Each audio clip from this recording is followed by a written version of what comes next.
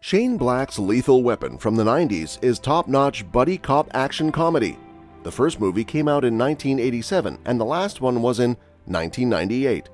There was also a TV show based on it from 2016 to 2019, but it's better to forget it and pretend the series never happened.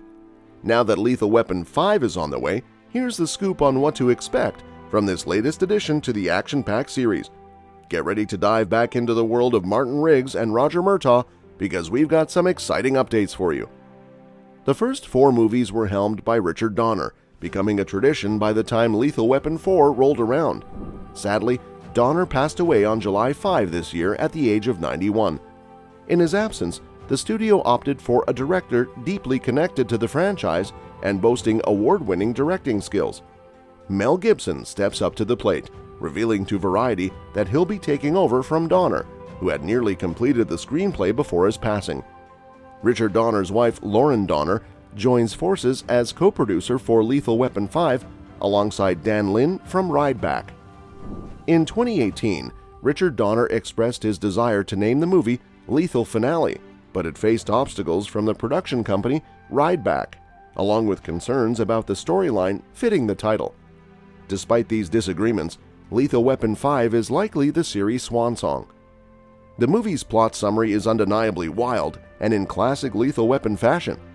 It revolves around the strongest man on Earth encountering trouble and being saved by 7 beautiful women. It doesn't get much crazier than that. Dan Lin, co-producer of Lethal Weapon 5, confirmed that production officially kicked off in December 2020, despite pandemic-related delays. This film marks the ultimate chapter in the adventures of Mel Gibson and Danny Glover as the beloved Riggs-Murtaugh duo. It's sure to delight fans of 80s and 90s cinema, promising a nostalgic and exhilarating conclusion to the iconic series. Previously, Richard Donner had shared his plans to craft the 5th and final installment of the Lethal Weapon series, marking his farewell as a director. With his passing and Mel Gibson stepping in, there have been talks about a possible Lethal Weapon 6. However, both Gibson and Glover, along with their iconic characters, are bidding farewell to the franchise. It's probable that the studio and the actors will pay tribute to Donner's wishes and wrap up the series after Lethal Weapon 5. Lethal Weapon 5 finds itself in a precarious situation. The prospect of killing off Mel Gibson's Martin Riggs, the lively half of the iconic Riggs-Murtaugh duo, seems like a plausible solution to the challenges facing the belated sequel. With Gibson taking over directorial duties after Richard Donner's passing, the franchise is gearing up for a comeback, despite Gibson's controversial history. However, eliminating Riggs from the equation would tamper with the very essence that draws viewers back to the series after decades of absence. Gibson's troubling past, marred by racist, misogynistic, anti-Semitic, and homophobic remarks, has undeniably alienated audiences. Even his role in the 2019 film Dragged Across Concrete, where he portrayed a corrupt cop, didn't help his public image. Killing off Riggs might seem like a straightforward solution to this dilemma.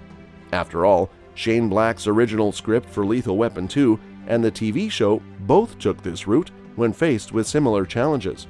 However, Lethal Weapon 5 can't afford to lose Riggs for several reasons. The heart of the Lethal Weapon series lies in the chemistry between Riggs and Danny Glover's Roger Murtaugh. This dynamic partnership has been the driving force behind the franchise's appeal. The reunion of these two characters is the very essence that fans are eagerly anticipating. Eliminating Riggs would disrupt the series' formula, eroding the core element that has kept viewers invested over the years. While the idea of a heroic death might have worked for iconic characters like James Bond, Luke Skywalker, or Iron Man, Riggs doesn't fit that mold. His vibrant, unpredictable personality contrasts sharply with the traditional hero archetype. Riggs is a character whose charm lies in his unpredictability, his flaws, and his unfiltered nature. Removing him from the equation would rob the series of its unique flavor, leaving a void that would be hard to fill. The history of the Lethal Weapon franchise further complicates the matter. The TV spin-off faced significant challenges and mixed reviews precisely because it lacked the chemistry between Gibson and Glover. The franchise's reputation once unassailable in the late 80s, has been tarnished by lackluster sequels and the cancellation of a TV show. With these setbacks, Lethal Weapon 5 needs both original heroes to rekindle the audience's trust. The future of Lethal Weapon hangs on the delicate balance between addressing Gibson's controversies and preserving the beloved Riggs-Murtaugh partnership. Killing off Riggs might provide a temporary solution, but it would sacrifice the very essence that makes the series special. As the film industry grapples with evolving sensibilities and the complexities of its stars, finding a way to honor the legacy of Lethal Weapon without compromising its core appeal is the real challenge that lies ahead. The success of Lethal Weapon 5 hinges on the ability to navigate these challenges, providing a story that respects the character's history while acknowledging the need for change in the present landscape of entertainment. Lethal Weapon burst onto the scene in the summer of 1987, catapulting lead actors Mel Gibson and Danny Glover to superstardom. Richard Donner's cop thriller not only impressed critics with its action-packed sequences, Shane Black's intricate script, and stellar performances, but it also became a box office sensation, raking in $120 million worldwide. This success paved the way for 3 sequels and even a TV show adaptation. The franchise hit its peak with Lethal Weapon 2, which introduced the memorable character Leo Getz, played by Joe Pesci. The film received widespread acclaim, adding depth to the series' popularity.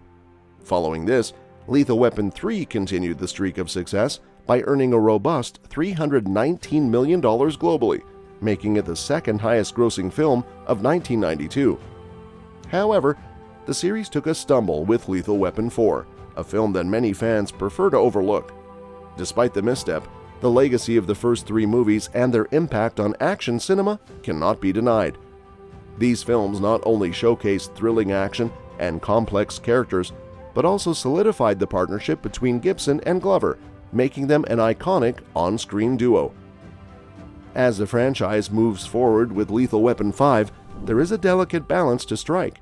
It must honor the series' legacy while addressing the challenges posed by Mel Gibson's controversial past. Fans are hopeful that the chemistry between Gibson and Glover will once again shine through, reminding audiences of the magic that made the original films classics in the action genre. As Lethal Weapon 5 looms on the horizon, there's an opportunity to revisit these intricate layers of the characters' pasts. Exploring how their Vietnam experiences continue to influence their lives could add depth to the storyline, offering a chance for fans to better understand the complexities of Riggs and Murtaugh. By delving into these unexplored aspects, the 5th installment could provide a more nuanced and compelling narrative, enriching the legacy of the iconic cop duo.